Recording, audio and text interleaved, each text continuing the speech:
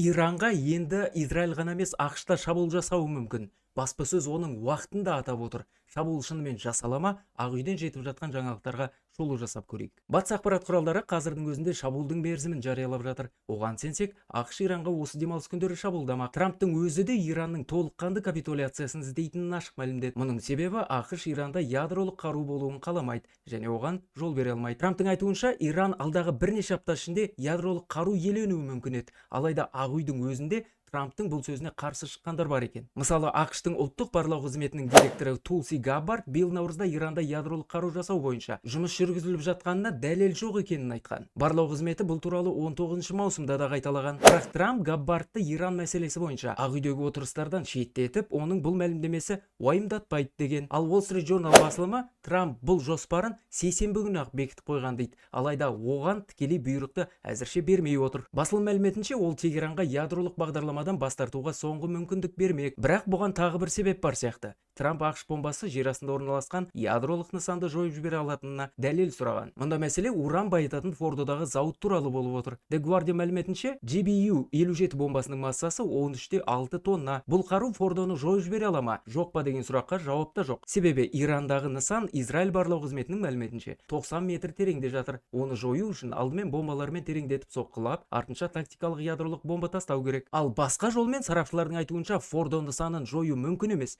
Трамп осы себептен әлі күнге дейін шабуыл жасамай отыр. Дегенмен Трамп кейінгі кезде дөп басып болжауы қиын мәлімдемелер жасайды. Мысалы, 18 маусымда Ақ үйдегі сөзінде ол біз түбегейлі толыққанды жеңгіміз келеді, ешқандай да ядролық қару болмайды деді. Ал кейін соққы жасаймыз ба жоқ па, оны айтпаймын деп тағы бір сұхбат берді. Алайда ақш-тың шабуылы туралы түбегейлі шешім таяуда шығып қалуы да әбден мүмкін. Журналистер бұған себеп ретінде өз дипломаттары мен олардың отбасы мүшелерін Израильден эвакуациялауын атап отыр. ақш елшісі Майк Хакаби америкалық азаматтарды әуе не теңіз жолдарымен әкетеміз деп отыр. Осылайша жаңалық сағат сайын жаңарып жатыр. Сондықтан Телеграмдағы Ақылтай Ньюс арнасына жазылып алыңыздар, сілтеме профильде.